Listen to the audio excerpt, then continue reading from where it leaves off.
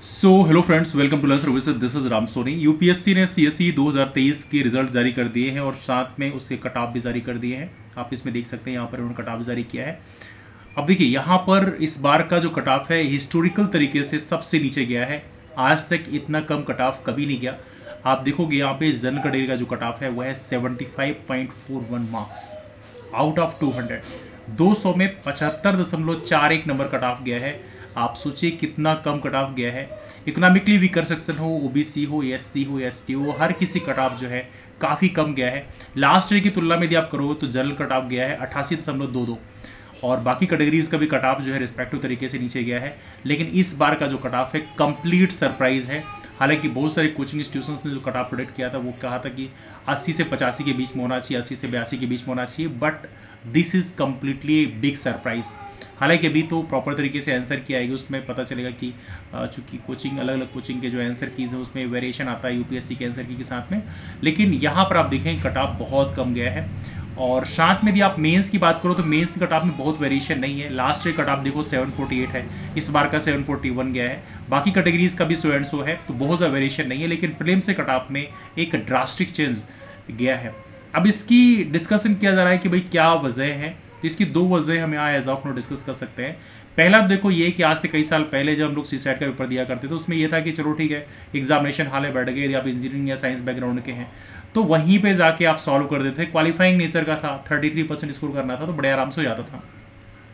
अभी कुछ सालों से यूपीएससी ने पूरा पैटर्न चेंज कर दिया है। सीसैट का पेपर काफ़ी लेंदी बना दिया है। तो यहाँ पर कंडीशन क्या हो गई है कि यदि आपने पहले से प्रैक्टिस नहीं करी है तो सीसैट आपको क्वालिफाई ही नहीं हो पा रहा है। मैंने बहुत सारे इंजीनियरिंग बैकग्राउंड के बच्चों को देखा है, वो सीसैट क्वालिफाई नहीं कर पा रहे हैं, बल्कि जीएस में नंबर आ रहे हैं। तो चीज़ें एक तो बड़ा चैलेंजिंग ये है कि सीसैट को भी प्रॉपर तरीके से आप प्रैक्टिस करके जाओ, बिना प्रैक्टिस के मत चले जाना। जो उसके इंपॉर्टेंट टॉपिक्स हैं, जो टॉपिक्स एज ऑफ नो वहाँ से क्वेश्चन बार बार पूछे जा रहे हैं, तो उसको आप प्रैक्टिस करके प्रॉपर तरीके से जाओ, तभी जाके सीसैट आपको क्वालिफाई हुआ। सेकेंड चीज़, जीएस में भी आप देखो, जीएस में भी एक बड़ा चेंज हमें देखने के लिए मिला है कि इस समय जो पेपर आ रहा है वो उसमें क्या होता है कि एक स्टेटमेंट दिया, उसके बाद फिर यहाँ पे 4 मल्टीपल स्टेटमेंट दिया जाता है। मतलब क्वेश्चन में 4 स्टेटमेंट आ जाएंगे, 1 2 3 4। अब देखो इसमें क्या है कि कोई भी टॉपिक आपने पढ़ा उसमें शुरू के 2 स्टेटमेंट तो आपको लगा कि हाँ ये तो पढ़ा हुआ है, सुना हुआ है, ठीक है। लेकिन उसके बाद तीसरा चौथा जो स्टेटमेंट है उसमें लगता है कि पढ़ा है कि नहीं पढ़ा है, सुना है कि नहीं सुना है, उसमें मिक्सअप हो जाता है और अक्सर गलतियां वहाँ से होती हैं। तो यहाँ पे गलतियां क्या हो रही हैं कि यहाँ पे किसी भी टॉपिक में जो क्लैरिटी होनी चाहिए आपके पास में वो होना बहुत ज़रूरी है। यदि कोई टॉपिक आपको लगता है कि हाँ ये टॉपिक जो है इंपॉर्टेंट है, मतलब उसके बारे में हल्की सी डिटेलिंग आपको पता होना चाहिए। जैसे प्राइमरी वेव सेकेंडरी वेव का पूछा गया है तो वहाँ पर आपको जो उससे रिलेवेंट इन्फॉर्मेशन है उसके बारे में डिटेलिंग भी आपको हल्की पता होना चाहिए, है ना। यदि आपको बुक में नहीं लिखा हुआ है तो उसको आप हल्का गूगल कर सकते हैं, but you have to make sure that कि एक रिलेवेंट इन्फॉर्मेशन आपके पास में है, तभी जाके उस क्वेश्चन का रिप्लाई आप एग्जाम में कर पाओगे। तो एक प्रकार से कहने का मतलब ये है कि क्लैरिटी होगी तभी जाकर वो 4 स्टेटमेंट को आप वहाँ पर प्रॉपर चेक कर पाओगे कि कौन सा स्टेटमेंट सही है, कौन सा स्टेटमेंट गलत है। This is very important. एक और चीज़ हम लोगों ने जो गलती करी है, जो ध्यान में रखने वाली बात है कि देखो क्या होता है कि जैसे मान लो इस साल कोई क्वेश्चन पूछा गया 2023 वाले में, किसी टॉपिक से डिफिकल्ट क्वेश्चन पूछे गए या आपने एग्जाम दिया, आपसे वहाँ से क्वेश्चन नहीं बने, तो अगले साल आप क्या करोगे, वहीं आप पूरा डूब जाओगे। आपसे हिस्ट्री डिफिकल्ट लगा आपको तो आप हिस्ट्री पढ़ना शुरू कर दिए। पॉलिटी आपने डिफिकल्ट लगा तो पॉलिटी पढ़ना शुरू कर दिया, और बाकी जो टॉपिक्स हैं उसको आपने प्रॉपर तरीके से बैलेंस आउट नहीं किया। तो एग्जामिनेशन के लिए सबसे इंपॉर्टेंट रोल है बैलेंस आउट करना। प्रिपरेशन आपकी बैलेंस्ड होनी चाहिए, तब जाके आपका सिलेक्शन हो पाएगा या आपके उतने नंबर आ पाएंगे। क्या होता है, जैसे मान लो यहाँ पर कुल 5 सब्जेक्ट है, मान लो अब 5 सब्जेक्ट में यूपीएससी मान लो इस साल इस सब्जेक्ट को टारगेट किया है, अगले साल किसी और सब्जेक्ट को टारगेट करके उसको डिफिकल्ट बना देगा। अब क्या हुआ कि यहां पर यदि आपने पांचों के पांचों सब्जेक्ट को प्रॉपर तरीके से पढ़ा हुआ है, प्रॉपर तरीके से रिवाइज किया हुआ है, तो मान लो यहां से डिफिकल्ट आया, ये नहीं बनेगा, चलो कोई बात नहीं, लेकिन मान लो इसको उसने विशेष तौर पे टारगेट करते हुए इजी बना दिया, तो यहां से आपको सारे क्वेश्चन बन जाएंगे। बाकी जो मॉडरेट लेवल है वहां से भी कुछ क्वेश्चन बन जाएंगे, है ना। तो ये चीजें आपको प्रॉपर तरीके से करनी है कि बैलेंस्ड अप्रोच को फॉलो करना है।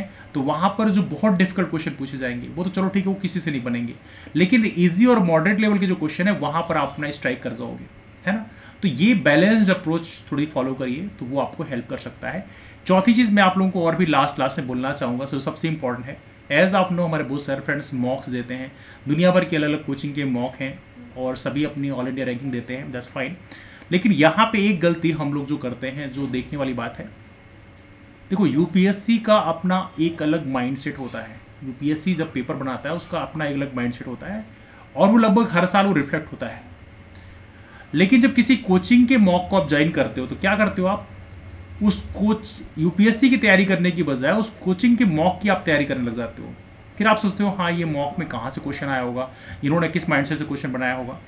तो आप यूपीएससी के पीवाईक्यूज में फोकस करने की बजाय, प्रीवियस क्वेश्चन में फोकस करने की बजाय कोचिंग के मॉक में ज़्यादा फोकस करने लग जाते हो। यहाँ बहुत कम लोग ऐसे होंगे जो पीवाईक्यूज, यूपीएससी के पीवाईक्यूज को बार बार रिवाइज कर रहे होंगे कि यूपीएससी का थीम पता चले। यहाँ पे अधिकांश लोग कोचिंग के मॉक को बार बार रिवाइज कर रहे होते हैं और कोचिंग के थीम में घुस जाते हैं।